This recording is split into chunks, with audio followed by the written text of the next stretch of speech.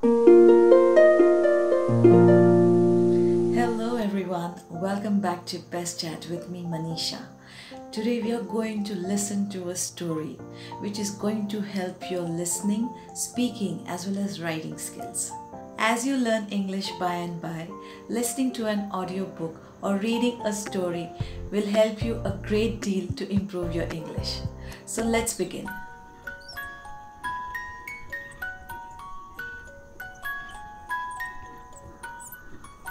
Just before we get started, don't forget to hit the subscriptions button and the bell icon. So we are going to listen to a short story written by a Danish author whose name is Hans Christian Andersen in 1837. The title of the story is The Emperor's New Clothes. Now with the title, you must have got an idea what the story would really be about. It's about an emperor who loved wearing clothes. He was very fond of new clothes. So as a result, he spent most of his time buying new clothes and then wearing them every hour and then going on for a ride and showing off his new clothes.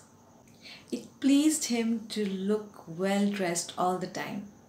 His passion for clothes made him buy more and more clothes almost every day, and his wardrobe was filled with different types of suits and robes, etc. But yet his hunger for buying new clothes never ended. If you asked anybody, where is the king? You would get an answer, he is in the dressing room.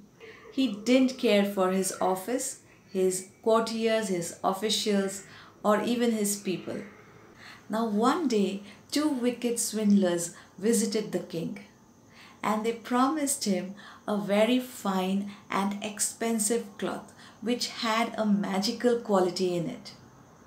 They said that if you buy this cloth, you will look magnificent in it, and the people of your kingdom would praise and adore you all the more than before.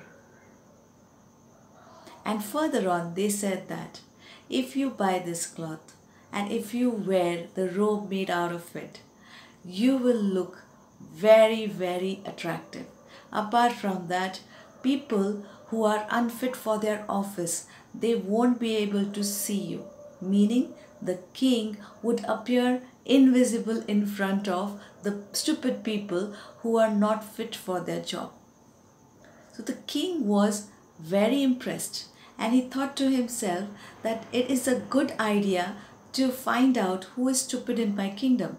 So he thought of buying the cloth.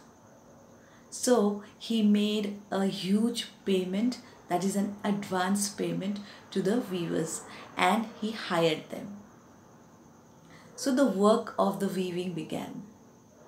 And what did the weavers do? They simply got the threads, the costly threads, and they turned on the looms. But there was no thread on the loom. They pretended that they were making a cloth. The king, on the other hand, was very excited about the cloth. He wanted no delay from the side of the weavers.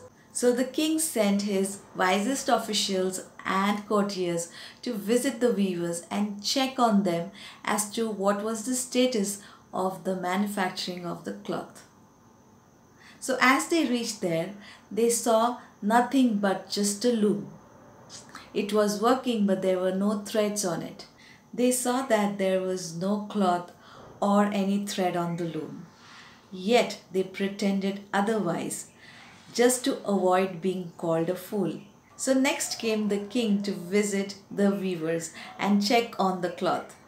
He was surprised to see that there was no cloth on the loom, but he too pretended, just like his officials and courtiers, that he had seen the cloth, and he began to praise the weavers for the beautiful cloth.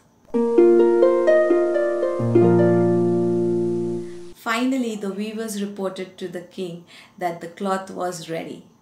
So they came in with the beautiful robe and the suit, and they mimed as if they were wearing the clothes on the king. The king too pretended that he was wearing the clothes. Looking at himself in the mirror, he appreciated the efforts of the weavers and he praised the beautiful clothes that he was actually not wearing.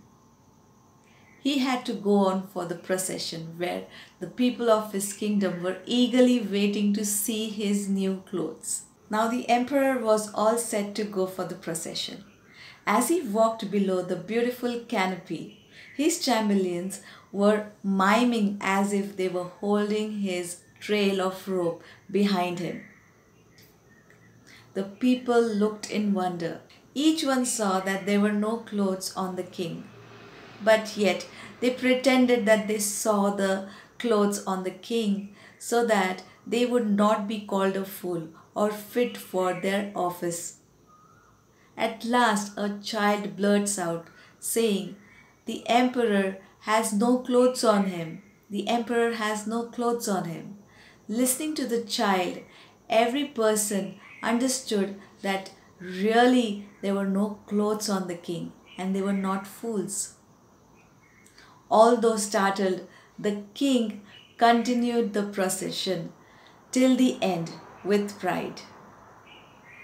So what do we learn from this story? You must not love something so much that you get addicted to it.